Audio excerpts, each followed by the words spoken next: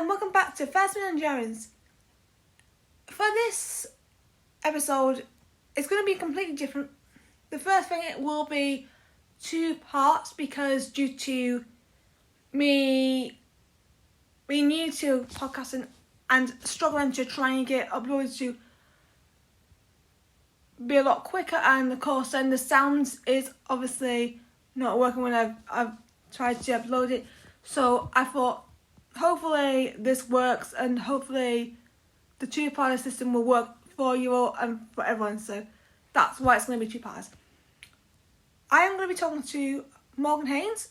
He runs his own podcast, which is called The Morgan Show. And I want to chat with him about 13th Doctor, Zero in Doctor 2. We both love Jodie Whittaker. And of course, we both got our critiques as well. So these are just little critiques, which I think are very interesting. And we talk about, of course, the David Tennant situation as well. So I hope you enjoy this video. And don't forget to subscribe to Morgan on YouTube. He's got a really great show, and I would love to see you guys check it out as well because he's amazing. Let's begin the podcast. Hello! Can you hear me all right? Yeah, hello, welcome! Hello! Yes, welcome. I am joined by Morgan. How are we doing? All right. Ready for this podcast? Yay! That's great. So we're going to talk about, of course, the Jodie Whittaker era in this episode, and it's going to be we're gonna have a chat and discuss what we love and certain elements. So are we ready to go? Oh yes. Okay, so I'm going to start by asking, what do you think about the era as a whole? Like, what stood out for you? So from when she was cast as the 13th Doctor, during the Wimbledon final of 2017, I was actually pretty, shocked at the fact that we had 12 male doctors, and then it was announced that Jodie Whittaker would play the 13th. So I was actually delighted about the decision because I watched her in Broadchurch, which of course was written by Chris Chibnall. Yep. And so I was actually properly excited for what was to come in the near future. And then they, of course, released all them what's it called? Promo trailers and stuff. Yeah. And then that obviously got me more excited because I believe the first trailer / promo was during the World Cup of 2018, wasn't it? Yeah, it was the teaser, and then they did the trailer, and a few days later at Comic-Con. Oh yeah, that's it. And then so obviously that got me even more hyped.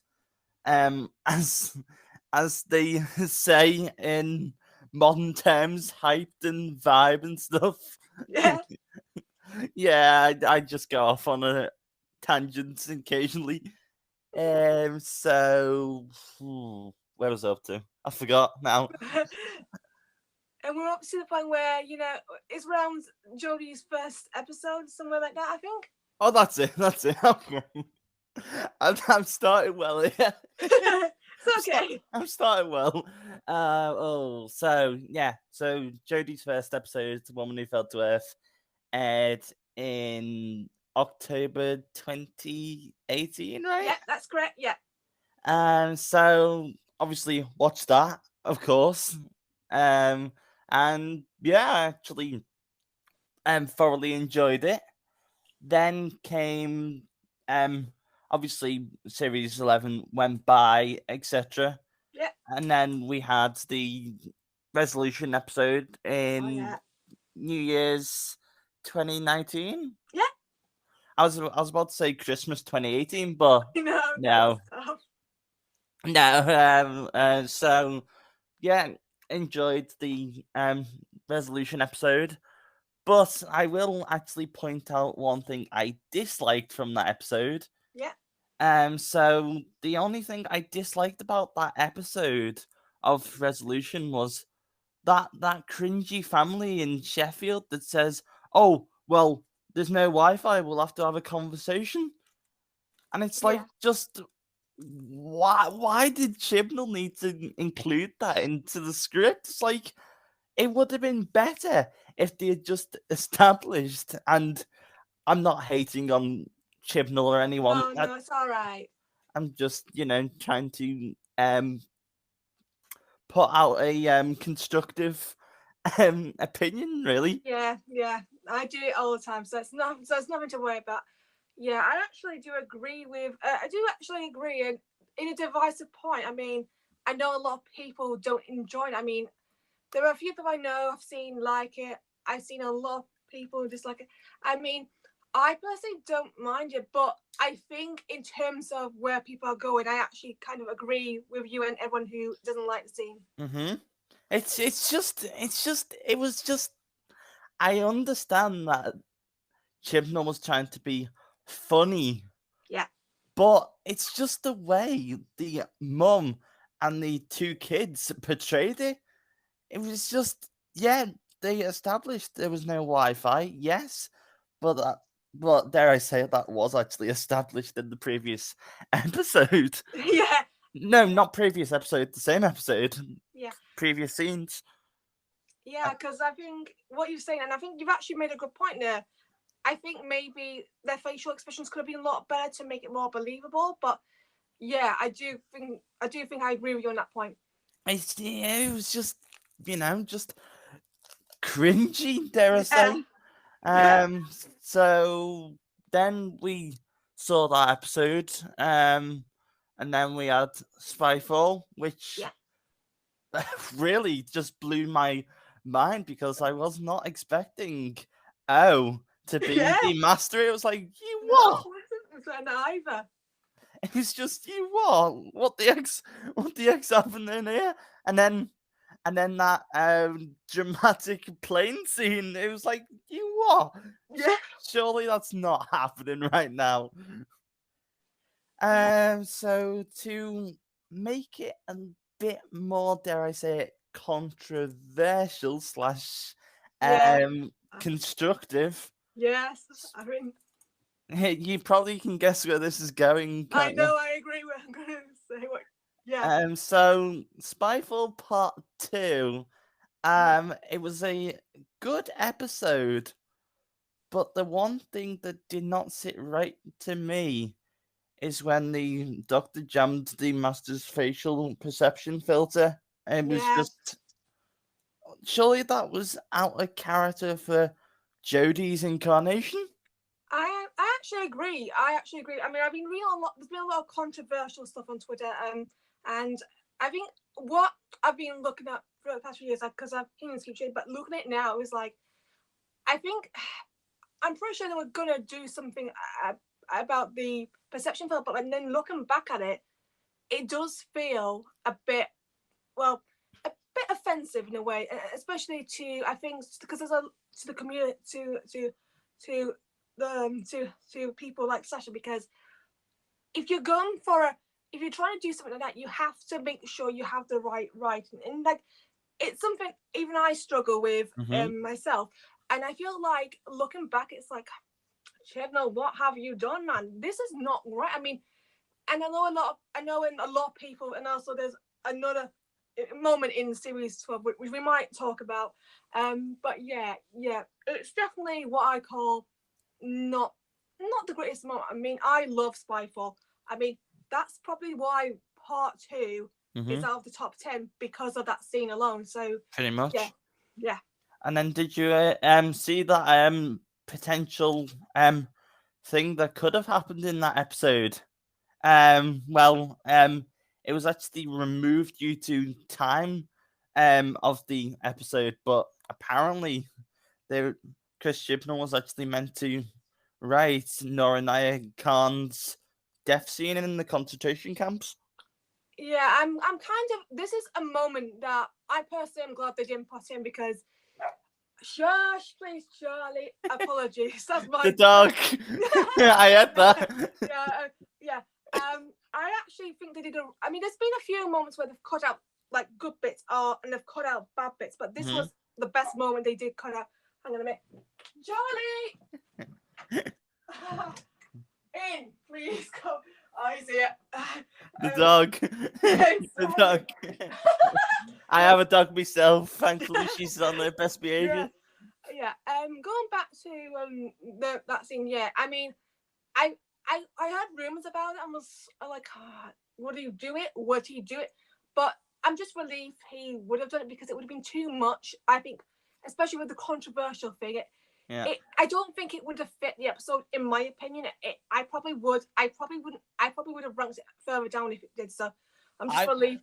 I actually would have ranked it not canon in the 30th Doctor tier list. Yeah.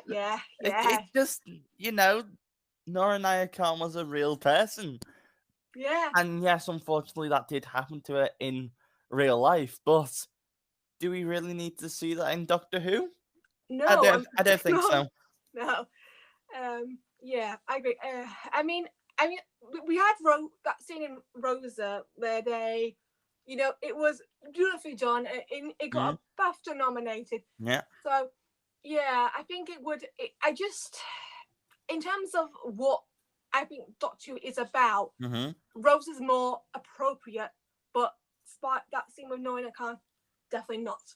Yeah, that just would have took the. Dare I say it? Do you actually accept swear words? No, but I can see where you're going with this, though. I think I want to try and make this a clean. Fair enough. But I kind of get what you're gonna say. I was going to say yeah, but I understand that you don't accept swearing on it. That's fine. So I was just gonna say, and I will make this clean. I just would have thought that would have been a bit of a not a good choice to make, really. Yeah. So we then had the rest of series 12, and then we had the series 12 finale of the Timeless Children. Yeah, that's correct. And that episode blew my mind. So I know a lot of people really don't like the Timeless Children at all, or the arc as a whole. No. But I actually like it, really. It's just a very good and creative thing for Chibnall to have done, really, because back in the 1970s, there was an episode entitled The Brains of Mobius with previous doctors before Hartnell. So to me, he was just, developing and establishing of what happened in the past back in the 70s. Yeah.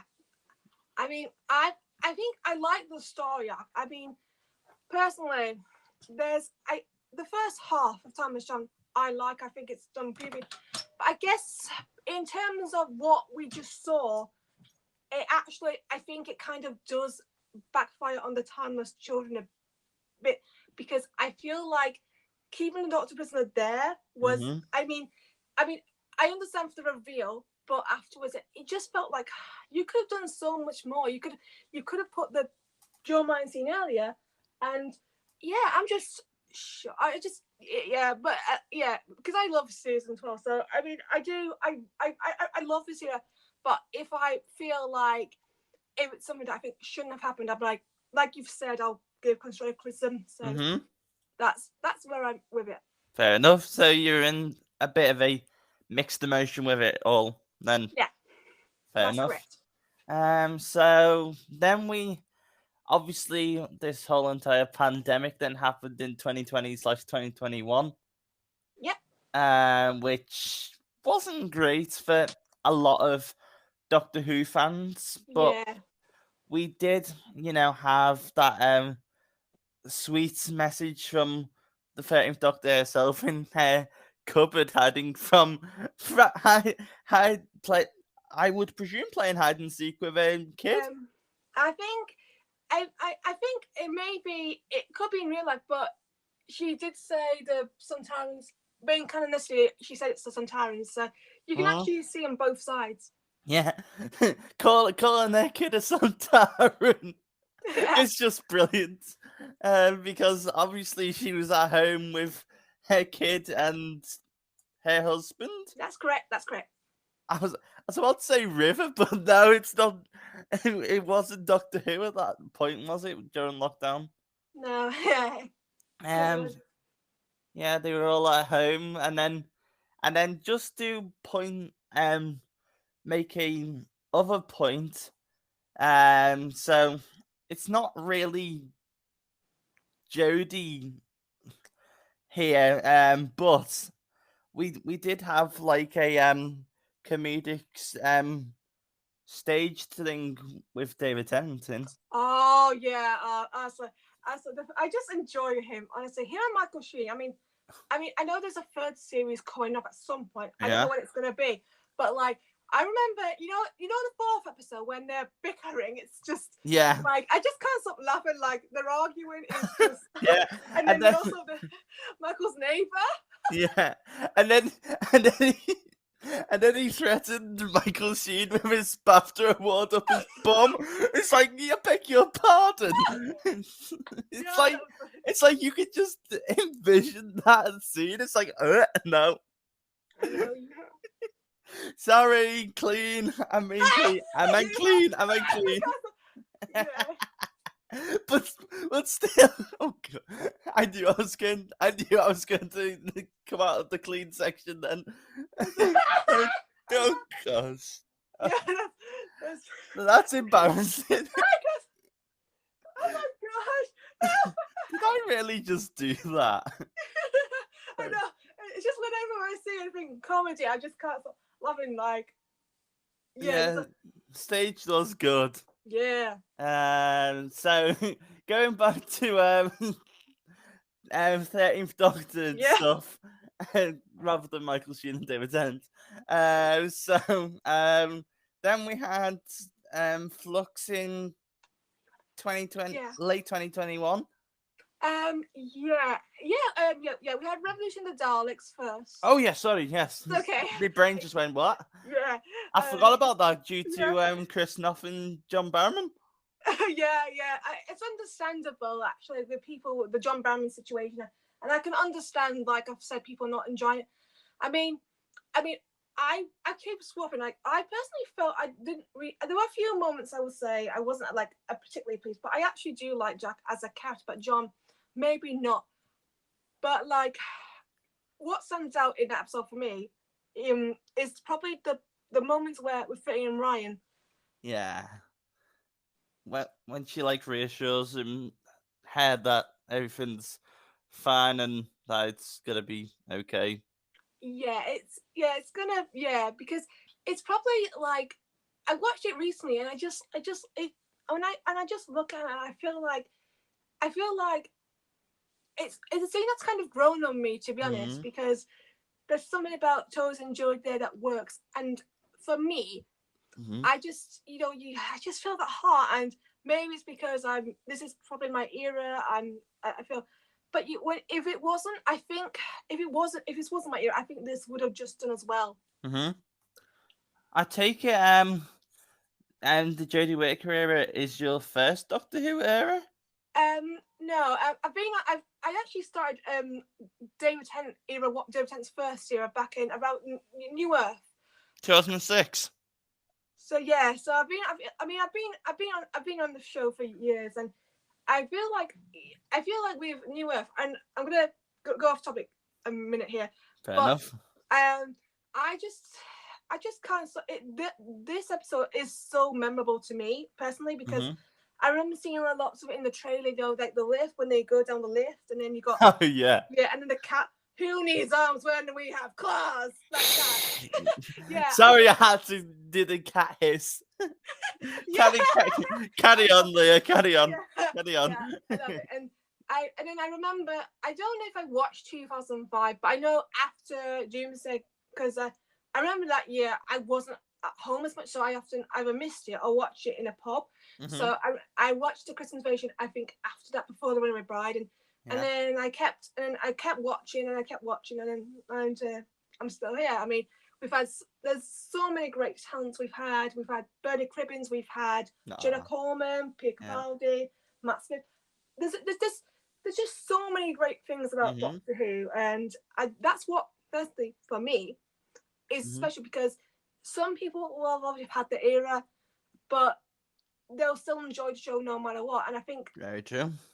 And I think what I've seen, even though my era's gone, I'm just excited to see what's next. I feel like, because I thought it was going to be Peter, and then Jodie came along, and I think that's what surprised me about Doctor Who, is you never know what to expect. No, I agree. I do agree. Yeah. So you go on. I can't even think what I was going to say then. I can't think what I was going to say there. Yeah. Let's get back to Revolution of the Daleks, and what did you think about the new style Daleks, the one-offs? What did you think about that? The security drones. So, I mean, I liked the idea of them, but dare I say, I thought they were a bit rubbish. I think I can see what you're gonna say, and I actually think fair enough, because maybe I think with one-offs, I think as sometimes they work. I mean, a lot. I think, going back to your point, a lot of people I know not a fan of the Paradigm Daleks. So I think a lot of people gonna realize that do like the current Daleks, and that's fair. Yeah. And I'm always like, do I feel like they need a revamp? I think they're gonna need a revamp, because I mean, I still love them, but I'm like, sooner or later they're gonna lose their magic, and it's gonna be like they won't feel as scary anymore. But luckily, we'll get to that at some point. Definitely. But yeah. So then, of course, we said goodbye to Graham and Ryan in the end of Revelation of the Daleks. Yeah. So I really just want to say, on behalf of that, the person that really stood out for me in that scene was actually Jodie Whittaker herself. Oh, yes. Because she is just so good at emotional scenes. It's just like, I know. Like, talking, like, on the subject of emotional scenes, like, her character on Broadchurch, Beth Latimer, was just, gosh, just mind-blowingly good. Yeah, I mean, I agree, because with Jodie, I think, and we're gonna go back to this for a minute, because you know the moment where she discovers Godfrey's gone. That scene broke me. I was like, you're literally, and I apologies for killing the vibe of Doctor Who for people, but really, she was only looking at a green screen, so yeah, it's just the fact she can get upset over a green screen, and then they add the special effects on top of it, and it's just like, really? Okay, you are a good actor then. Yeah, I mean, I feel like with Jodie, her performance, when she does emotionally, and I think I've noticed this for the past few years, she delivers when it matters. I mean, pretty much. Yeah, and I think we're going to get back to more of that later on. As I say, I keep saying it because we're obviously going to be talking about it, but her emotional performance is definitely what makes her the Doctor for me. It's not over the top, but it's just natural. And I think maybe it's down to Jodie Whittaker herself. I mean, I've seen a lot of emotional scenes, not just in this show recently, but there's a lot of other great emotional scenes, and she just, along with them, she just stands out. It's just wow. It's just incredible, really. So we go on to Flux now. Yeah, that's great. To actually put a personal spin on Flux now, so it is only going to be a subtle thing that I'm going to say here. Flux will hold a special place in my heart because it was the last series with my mum being alive. So that was the last series I watched with her. So that was just, yeah, Flux is just gonna hold a special place in my heart, really. Probably forever. Yeah. I mean, I feel like because I understand because I've had a I've been I had this I remember I think back in I've been like I lost my father at quite a young age, so I can understand that, and when when something like that, like in real life, kind of helps you emotionally connect with the series, I think that's a very special moment because I've seen a lot. There's a lot of people, not just myself, not just you, not just my friends. It's just I feel like at some point you're gonna have that emotional connection, and I think that's really important. Like when dare I say it, we saw the Legend of the. I know I've just completely just gone off from the Flux and gone to the specials, but when we watched the Legend of the Sea Devils, well, that was actually the first episode that I watched by myself without my mum being around. So that was a bit of a weird moment for me, but apart from anything else, I did enjoy that episode a lot. Yeah. We'll go back. I actually also loved the episode. We'll go back to that in a few minutes once we'll go back to Flux and we'll go back and talk about in a bit more detail. Fair enough.